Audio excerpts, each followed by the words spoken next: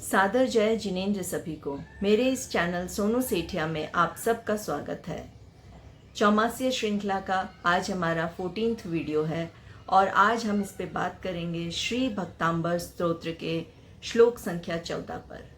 श्लोक है संपूर्ण मंडल शशांक कला कलाप शुभ्रा गुणास्त्रिभुवनं तव लङ्घयन्ति ये संश्रितास त्रिजगदीश्वरनाथमेकं कस्तान् निवारयति संचरतो यथेष्टम्।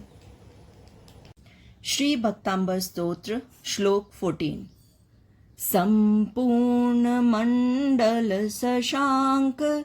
इसमें अगर लास्ट अक्षर पर अगर डॉट होता है तो हम उसको म का फोनिक्स देते हैं, आधा म का। पर लास्ट से पहले अगर किसी भी अक्षर पर डॉट होता है तो वो उसके बाद आने वाले अक्षर के वर्ग का लास्ट अक्षर होता है, यानी कि क वर्ग का ये लास्ट अक्षर होगा। ये हो गया अड़ आधा, तो इसका फोनिक्स अड़ा आधा होगा। तो शशांक कला कलाप शुभ्रा गुणास्त्रिभुवनम तव लंघयन्ति। यहाँ पर भी ग है इस डॉट के बाद, तो ये भी ग वर्ग, यानी जिस वर्ग में ग आता है, यानी कि क ख ग घ, तो ये भी उसी वर्ग का लास्ट अक्षर है, यानी कि ड़ आधा। कहीं कहीं ये शब्द ऐसे लिखे हुए मिल सकते हैं, लंघयन्ति। ये भी जैसे स श शा अंक इस प्रकार लिखे हुए मिल सकते हैं। लंघयन्ति ये संश्रितास त्रिजगदीश्वर नाथमेकं कस्तान् निवारयति संचरतो यथेष्टम्। संपूर्ण मंडल शशांक कला कलाप शुभ्रा गुणास्त्रिभुवनं तव लंघयन्ति ये संश्रितास त्रिजगदीश्वरनाथमेकं कस्तान् निवारयति संचरतो यथेष्टम्। शशांक का मीनिंग है चंद्रमा की, चंद्रमा की। संपूर्ण मंडल मतलब चंद्रमा के पूरे चंद्रमंडल की यहाँ पर बात की जा रही है। संपूर्ण मतलब पूरे मंडल की, यानी उसके पूरे ऑरा की, जो फुल मून होता है पूरे मंडल की, यानी कि पूरा चंद्रमंडल यहाँ पर बात हो रही है। पूरे चंद्रमंडल की, जो पूर्णमासी के दिन उसका पूरा चंद्रमंडल होता है, उसकी यहाँ पर चर्चा है। कला कलाप यानी कि उसकी कलाओं के समूह के समान, कलाओं के समूह के समान।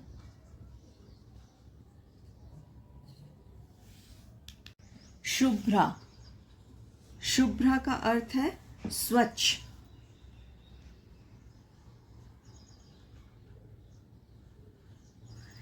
रेडियंट, शाइनिंग, स्वच्छ। गुणास्त्रिभुवनम, गुणास्त्रिभुवनम, गुणः प्लस त्रिभुवनम, यानी कि गुण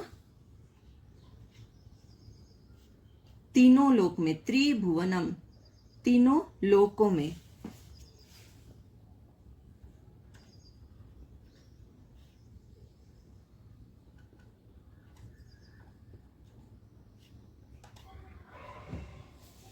तीनों लोकों में।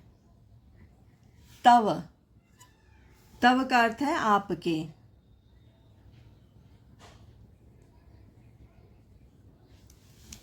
लंघयन्ति, लंघयन्ति का अर्थ है उल्लंघन करते हैं, उल्लंघन।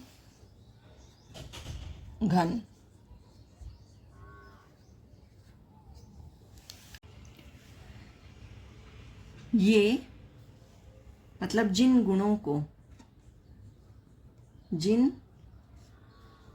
को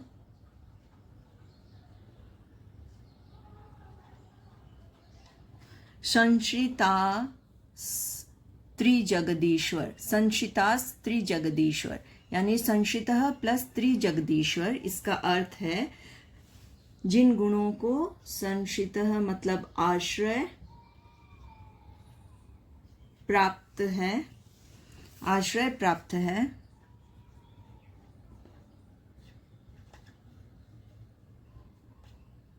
प्लस त्रिजगदीश्वर यानी कि तीनों लोकों के स्वामी। एक्सक्लेमेशन है इसलिए हे तीनों लोकों के स्वामी।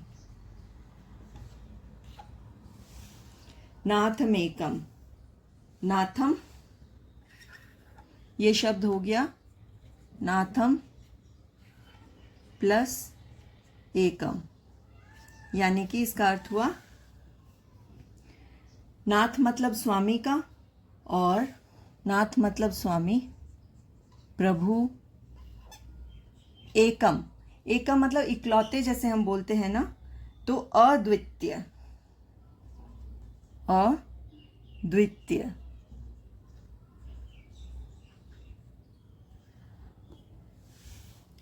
दूसरा कोई नहीं है। फिर है कस्तान, कह प्लस तान, इसका अर्थ है कौन, तान का अर्थ हो गया उसको, कौन उसको निवारयति यानी कि रोक सकता है, रोक सकता है।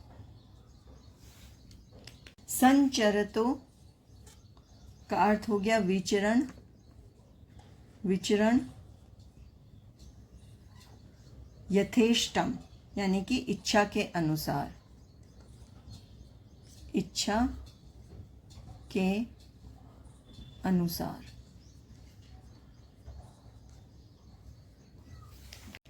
श्री भक्तांबर स्तोत्र श्लोक 14 का मीनिंग है, O Lord of the three realms, surpassing the glow of the full moon, your infinite virtues are radiating throughout the universe, even beyond the three realms.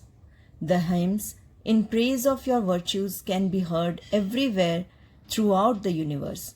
Indeed, who can control the freedom of movement of devotees of the only omnipotent like you?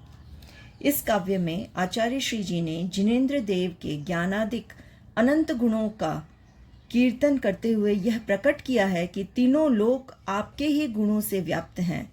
इसका कारण है पूर्ण चंद्र की कलाओं के समान उज्ज्वल स्वच्छ आपके गुण तीनों लोकों में व्याप्त हैं, और जो अद्वितीय त्रिजगत के भी नाथ के आश्रित हैं, उन्हें सर्वत्र स्वेच्छापूर्वक विचरण करने से भला कौन रोक सकता है।